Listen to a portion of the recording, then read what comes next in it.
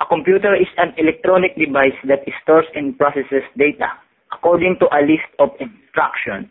It allows a user to manipulate data easily. The speed of performance of a computer is incomparable. Advantage computer. First of all, are very useful at school. It helps students to revise for tests or exams and make subjects more interesting. Pupils can also learn new vocabulary and grammatic structure. Disadvantage of computers. Computers can make the mind lazy. You get used to not reading a book or researching something at the library.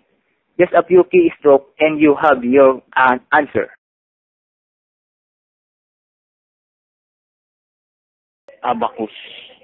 He invented by Li Kai-chen in 300 BC and considered to be the first computer device which can perform simple addition and subtraction operation.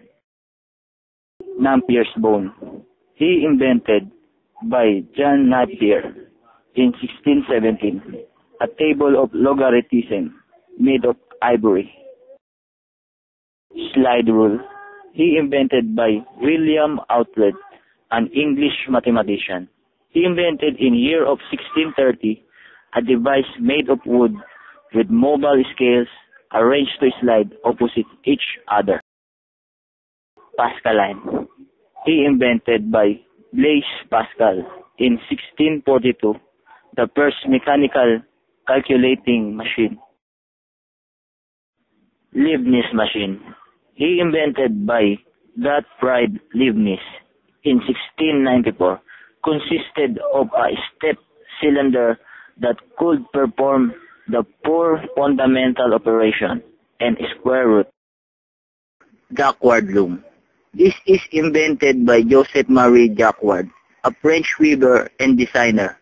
This is used for hole punch cards. IBM. This is invented by Herman Hollerith, an American statistician and founder of tabulating machine company. Now that IBM called International Business Machine. Input. In this step, the initial data or input data are prepared in same convenient form for processing. Processing. In this step, the input data are changed and usually combined with other information to produce data in a more useful form. Output. Here the result of the preceding processing steps are collected.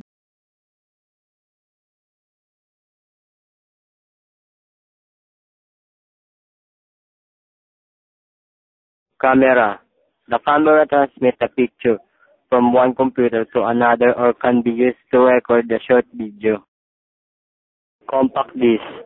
The CD can be then put into another computer and the information can be opened and added or used on the second computer. CD store information. Keyboard. The keyboard is a way to input letters or numbers into different applications or programs. Mouse. The mouse is used to open and close files, navigate websites, and click on a lot of commands to tell the computer what to do when using different applications. Digital camera. A digital camera can be used to take pictures. It can be hooked up to a computer to transfer the pictures from the camera to the computers. Microphone. A microphone is used to record sound. The sound is then saved as a sound file on the computer. Scanner. A scanner is used to copy pictures or other things and save them as files on the computer.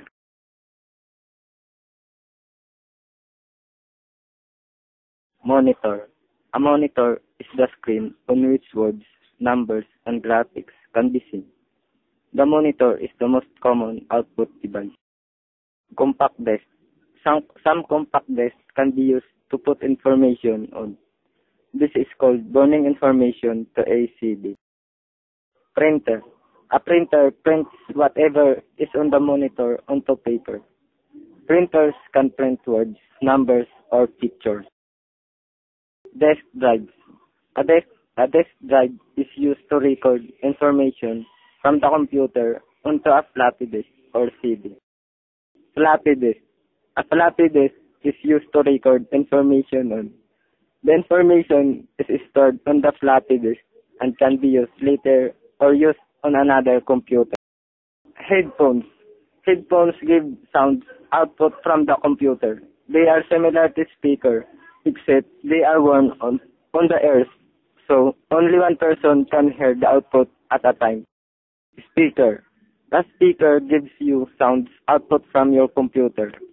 Some speakers are built into the computer and some are separate.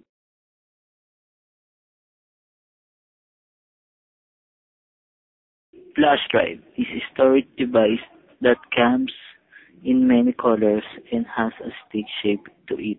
They are very small in size, but they can hold anywhere between 256 MB and 3 gigabytes of material on Internet hard drive. This one is a service on the Internet that provides storage space to computer users. This service offers about 25 MB of space, but it could be more depending on the service type. Memory stick.